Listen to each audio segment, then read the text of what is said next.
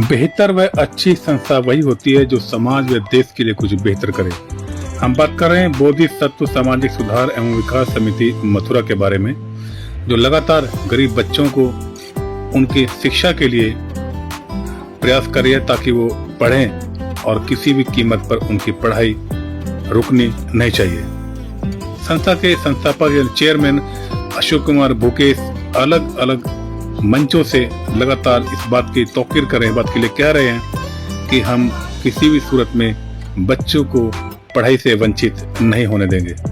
तमाम तरह के कार्यक्रम साल भर लगातार भूकेश जी कुछ न कुछ करते रहते हैं ताकि बच्चों में पढ़ाई के प्रति उत्साह और लगन हमेशा बनी रहे। इसीलिए अशोक कुमार भूकेश जी मंचों से लगातार बच्चों को प्रेरित करते रहते हैं। ये स्थापना ये जो रजिस्टर्ड हुई थी ये 28/6/2022 को रजिस्टर्ड हुई थी, लेकिन इसके रजिस्टर्ड होने से पहले 17 जनवरी 2021 को जब ये भवन निर्माण हुआ था, सबसे पहला जो कार्यक्रम हुआ था वो हमारे करीब 44 अध्यापक प्रिंसिपल्स थे, वो यहाँ पर पहली बार एकत्रित हुए थे और उस मीटिंग में बहुत सी औपचारिक और अनौपचारिक बातें पर संवाद हुआ था और बहुत सी बातों जो सुझाव दिए गए और जो परीक्षा शिक्षा दिवस हुए अध्यापक होगी उसमें अधिकांश में बोधिसत्व सामाजिक सुधार और विकास समिति सफल हुई और धीरे धीरे हमारी इस समिति से ऐसे लोग जुड़े जो हमसे वरिष्ठ, जो हमारे आज के पीतल सिंह साहब हैं, जो एसपी सिंह साहब हैं, जो हमारे पुरातत्व विभाग के डिप्टी डायरेक्टर साहब हैं, श्रीमती शशि कलस्ती भारती सागर जी डिग्री कॉलेज से प्रोफेसर हैं। आप ऐसे योग के जो लोग जुड़े तो एक मार्गदर्शक मंडल की स्थापना हुई। उस मार्गदर्शक मंडल में मेरे से भी वरिष्ठ लोग थे, तो समय समय पर उनका सुझाव आता था, उनके आदेश आते थे और उन आदेशों पर चलकर जो आज हम जहाँ हैं वहाँ बहुत सी अचीवमेंट्स हमने अर्जित की। उसके जो मीटिंग आपके साथ हुई थी उसके जस्ट बाद सुनील जी यहाँ मौजूद हैं, अपने अनुसूचित जाति के समाज के कवियों और कवियत्रियों केवल अनुसूचित जाति समाज के थे और कहाँ के थे? दिल्ली प्रदेश, राजस्थान, मध्य प्रदेश, बिहार, उत्तर प्रदेश, राजस्थान, मध्य प्रदेश हो गया। वहां से इतनी दूर दूर से ये हमारे जो कवि यंगस्टर्स लोग जो आए और उन्होंने पूरी रात अपना जो काव्य प्रदर्शन किया और समसामयिक जो घटनाएं उस समय थी, खासतौर से भीमा कोरेगांव का इशू बहुत ज्यादा चर्चित था उस समय, उस पर अधिकांश ने जो अपनी गुणवत्तापूर्वक जो कविताएं प्रस्तुत की, वो मेरे लिए भी अपने लिए पहला एक्सपीरियंस था कि हमारा समाज भी इतना जागृत और इतना आगे बढ़ गया है कि अपने बल पर कवि सम्मेलन करने में सक्षम है। अभी कुछ दिन पहले कलेक्ट्रेट से जो हमारे देखभाल संघ है उस समाज के करीब 70 लोग यहाँ आए, करीब 10-15 दिन पहले की बात है। मुझसे कहा कि हम एक मीटिंग करना चाहते हैं अपने समाज की, आप रहेंगे? तो मैंने ठीक है, आप कर लीजिए। उनका मुख्य एजेंडा ये था कि साहब जब कलेक्ट्रेट में उत्तर प्रदेश के जब इलेक्शन होते हैं और जिला स्तर पर जो इलेक्शन होते हैं हमारे देखभाल संघ के, अब तक हमारा कोई भी पदाधिकारी नहीं जीता था, जो कि गाँव की पॉलिटिक्स आप जानते हो किस तरह पर डरते हैं और सारे अधिकांश हमारे वोटर 90% गांव में हम लोग और हमारा प्रधान हम जिता नहीं पाते। अनुसूचित जाति की सीट रिजर्व होने के बाद भी हमारा आदमी 90% पॉपुलेशन है और हमारा आदमी नहीं जीता, ये एक विचारणीय बिंदु। तो उन्होंने ये फॉर्मूला जब यहाँ हो रहे और उनकी जो एजेंडा और जो कार्यक्रम हुआ तो तब मैंने देखा यहाँ मेरा भी इंटरेस्ट इसलिए था कि मेरे पिताजी भी चूंकि बेसिकली रेवेन्यू विभाग से, पुलिस में ट्रेनिंग मैंने अवश्य की, लेकिन मेरे ग्रुप में रेवेन्यू विभाग ही था। तो ये बात के साथ जो मीटिंग हुई तो उन्होंने बताया कि साहब जब इलेक्शन डिस्ट्रिक्ट का होता है तो हम करीब 150 से लेके अधिक लेखपाल हैं, हम सारे एक जगह होकर अपने प्रत्याशी को जिताने के लिए लोगों से बातचीत करते हैं और एक ही जगह सबसे वोट पड़ते हैं। तो लिहाजा पिछले 5 साल से हम जिस चीज पर बातचीत करते हैं वो हमारा 100% हमारा प्रत्याशी जीता है। ये लोकतंत्र की बहुत बड़ी एक ताकत है और एक ऐसा फॉर्मूला है कि अगर ये हर विभाग में, हर क्षेत्र में, विशेष रूप से हमारे अध्यापक इसमें एकजुट होकर करें, क्योंकि सबसे बड़ी बहुत ज्यादा जनसंख्या है हमारे लोगों की है। तो इस चीज में लोकतंत्र में हम वास्तव में लोकतांत्रिक जो संस्थाएं हैं उसमें हम जीत सकते हैं। इसके बाद एकेडमिक क्षेत्र में जैसे जैसे हमारे सुझाव आते गए, धीरे धीरे हम लोग आगे बढ़ते चले गए और मेधावी छात्रों का सम्मान बहुत पहले छोटे स्तर पर होता था। जो अब हम प्रोग्राम करते हैं उसमें जितना योगदान आप लोगों का है, हमारे अध्यापकों का, उसके लिए हम बहुत ज्यादा कृतज्ञ हैं।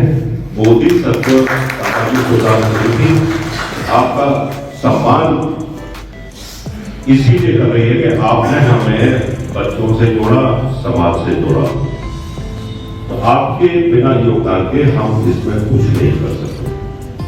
संस्था बच्चों के परिवार वालों के लगातार टच में रहती है। हाल ही में संस्था ने बच्चों को फूले फिल्म दिखाई ताकि बच्चों को फिल्म से प्रेरणा मिले और पढ़ने लिखने की और ताकत मिले, ताकि बच्चे पढ़ाई लिखाई करके आगे बढ़ें और समाज देश का नाम रोशन करें। संस्था लगातार कुछ न कुछ बच्चों के लिए करती रहती है। हाल ही में संस्था ने एक संगीत का प्रोग्राम रखा जिसमें मोहम्मद रफ़ी के गानों पर एक कार्यक्रम रखा गया था। इस कार्यक्रम में बच्चों ने बढ़ चढ़कर हिस्सा लिया और अपनी अपनी प्रतिभा दिखाई। बच्चों ने लगातार गाने गा करके सबका मन मोह लिया और कुछ गायक इतने शानदार थे कि जिनकी आवाज़ मोहम्मद रफ़ी की आवाज़ से काफ़ी मिलती जुलती थी। संस्था लगातार बच्चों को अलग अलग क्षेत्र में आगे लाने का प्रयास कर रही है। इन सब को लेकर के अशोक कुमार भूकेश जी ने क्या कहा, ये सुनते हैं। हमारी समिति के द्वारा प्रत्येक वर्ष मेधावी छात्र, विशेष रूप से जो गरीब बच्चे हैं और अनुसूचित जाति जनजाति समाज से ताल्लुक़ रखते हैं, ऐसे बच्चे जो 70% से ऊपर जिनके मार्क्स हाई स्कूल इंटरमीडिएट में आए हैं, उनको हर प्रत्येक वर्ष हम लोग सम्मानित करते हैं। अनेक वर्षों तक ये योजना चलाने के बाद पिछले वर्ष 2024 में हम लोगों ने एक नया प्रयोग किया और वर्ष 2024 में इन बच्चों में से जो अति मेधावी छात्र थे, जिनके 90% गरीबी में रहते हुए 90% से ऊपर, सीबीएसई बोर्ड में 97% तक, ऐसे बच्चों को हमने पिछले वर्ष 19 बच्चों को चयन किया और उनको छात्रवृत्ति हम लोगों ने हाई स्कूल इंटरमीडिएट के बच्चों को दे रही है हमारी समिति। और 19 बच्चों को 9 लोगों ने, जो उनके मेंटोर्स थे, संरक्षक थे, उन्होंने एडॉप्ट किया और एडॉप्ट करने के बाद इस छात्रवृत्ति योजना वर्ष 2024 वाली को 1 साल पूरे होने के उपलक्ष्य में हम लोगों ने पिछले 25 मई 2025 में हम लोगों ने इन बच्चों को एक मध्याह्न भोजन लंच का प्रोग्राम रखा हम लोगों ने, और उसी में एक संगीत कॉन्फ्रेंस अनौपचारिक रूप से हम बच्चों और बच्चों के परिवारजनों से मिले। और एक बहुत अच्छा म्यूजिक का कार्यक्रम संपन्न हुआ। इन बच्चों ने भी अपनी प्रतिभा का उसमें प्रदर्शन किया और विशेष रूप से मोहम्मद रफ़ी के गानों का सब लोगों ने आनंद उठाया। लंच के पश्चात ठीक उससे पहले करीब 21 मई को हम लोगों ने मथुरा में चल रही रूपम टाकीज में ज्योतिबा फुले की पिक्चर को इन सभी बच्चों को निःशुल्क दिखाया हम लोगों ने। तो सामाजिक क्षेत्र में जिन महापुरुषों ने हमारे देश में गरीबों के लिए, अनुसूचित जाति के लिए शिक्षा के क्षेत्र में जो काम किया, उससे बड़ी अच्छी प्रेरणा फुले पिक्चर देखने के बाद बच्चों को मिली। आगामी क्या प्रोग्राम है आपके? आगामी प्रोग्राम निकट भविष्य में 27 जुलाई 2025 को 2025 में जो हाई स्कूल इंटरमीडिएट के 70% से अधिक अंक प्राप्त करने वाले छात्र हैं, उनको हम लोग सम्मानित करने जा रहे हैं।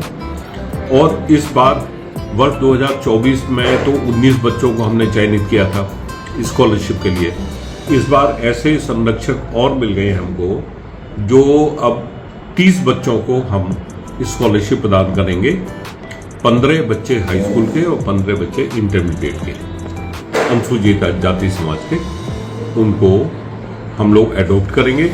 और एडॉप्ट करने के बाद स्कॉलरशिप ही नहीं बल्कि अपने बच्चे की तरह हम उन्हें ट्रीट करेंगे, अपने परिवार की तरह बच्चों को रखेंगे और आगे उनके भविष्य में जो भी उनकी अपेक्षाएं होंगी उसको पूरी करने का प्रयास करेंगे।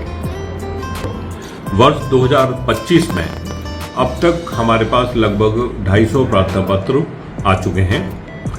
विशेष रूप से उल्लेखनीय और गर्व की बात यह है कि इस साल इंटरमीडिएट में वर्ष 2025 में जनपद मथुरा को एक अनुसूचित जाति की बच्ची ने, जाटव समाज की बच्ची ने टॉप किया है। इंटरमीडिएट यूपी बोर्ड में 92% के साथ, यद्यपि उससे अधिक 97% तक के बच्चे इंटरमीडिएट में हैं हमारे पास, लेकिन उत्तर प्रदेश यूपी बोर्ड में 92% लाकर जनपद मथुरा को टॉप करने का गौरव इस बच्ची को जो प्राप्त है, उसने हमारे समाज को बहुत ज़्यादा गौरवान्वित किया है। उस बच्ची को विशेष रूप से हम लोग सम्मानित करेंगे। वर्ष 2024 में पहली बार हम लोगों ने संत शिरोमणि रविदास सामाजिक अलंकरण पुरस्कार की परिकल्पना की थी और पिछले वर्ष 3 लोग ऐसे पात्र, प्रार्थना पत्र तो बहुत करीब 20 से ऊपर आए थे, लेकिन उनमें 3 ऐसे योग्य हमें अभ्यर्थी मिले जिन्होंने पिछले गत 5 वर्षों में सामाजिक क्षेत्र में अनुसूचित जाति के दायरे में बहुत अच्छे काम किए, जिससे जनता के साथ साथ इन बच्चों को भी प्रेरणा मिली, हमारे मेधावी छात्रों को। तो ऐसे बच्चों, ऐसे लोगों को हम लोगों ने 5100 प्रत्येक एक सम्मान धनराशि देकर उनको जो है सम्मानित किया। और इस वर्ष भी संत शिरोमणि रविदास अलंकरण पुरस्कार हम लोग देने जा रहे हैं और उसकी शीघ्र ही हम लोग जो है उसी फंक्शन में 27 जुलाई को ऐसे महानुभावों को भी पुरस्कृत करेंगे। सामाजिक कार्यकर्ता को नापने का आपका क्या वो रहता है दायरा? दायरा ये कि जब भी समाज में कोई विपत्ति की स्थिति आती है, उन्होंने किस प्रकार अपनी प्रतिक्रिया प्रदर्शित की, चाहे जनपद कलेक्ट्रेट में जाकर ज्ञापन दिया हो, कैंडल मार्च निकाली हो, घटना स्थल पर तुरंत पहुंचे हो, पीड़ित व्यक्ति की उन्होंने सहायता की हो, कानूनी सहायता के रूप में थाने से लेकर कचहरी तक उनकी यथासंभव मदद की हो। तो सबसे बड़ी चीज तो कि समाज की समस्याओं के प्रति संवेदनशील होना, केवल फौजदारी केसेस ही नहीं बल्कि सामाजिक स्तर कैसे बेहतर हो, आर्थिक स्थिति अपने समाज की कैसे बेहतर हो, उसके प्रति जिन लोगों ने सोच रखी और समाज को जागृत करने का प्रयास किया, अपना पूरा जीवन आप लगा रहे हो समाज के लिए, और समाज में जहाँ कहीं खुशी की लहर होती है वहाँ भी आप सम्मिलित होते हो, और जहाँ कहीं दुख होता है वहाँ भी आप जा रहे हो। यथासंभव आप समाज के लोगों की मदद करने का प्रयास कर रहे हो, तो ये अपने आप में बहुत ज़्यादा प्रशंसनात्मक कार्य है। और ऐसे महानुभावों को हम लोग पुरस्कार देने का प्रयास करते हैं, जिससे कि हमारे आगे आने वाली पीढ़ी उनसे प्रेरणा और ऊर्जा प्राप्त करे। इस वर्ष सामाजिक अलंकरण पुरस्कार हेतु करीब 10 प्रार्थना पत्र आ चुके हैं, और इसके लिए कमेटी गठित की गई है। और इन 10 में से प्रयास हमारा रहेगा एक महानुभाव, अगर 2 महानुभाव भी बहुत अच्छा काम समाज के क्षेत्र में करते हैं तो उन 2 को भी हमारी समिति पुरस्कृत करने का प्रयास करेगी। संस्था दिन रात बच्चों के कैरियर बनाने में लगी हुई है, ताकि आने वाली पीढ़ी को एक बेहतर समाज, पढ़ा लिखा समाज, उत्तम समाज और स्वच्छ समाज मिल सके। धन्यवाद, बहुत बहुत धन्यवाद।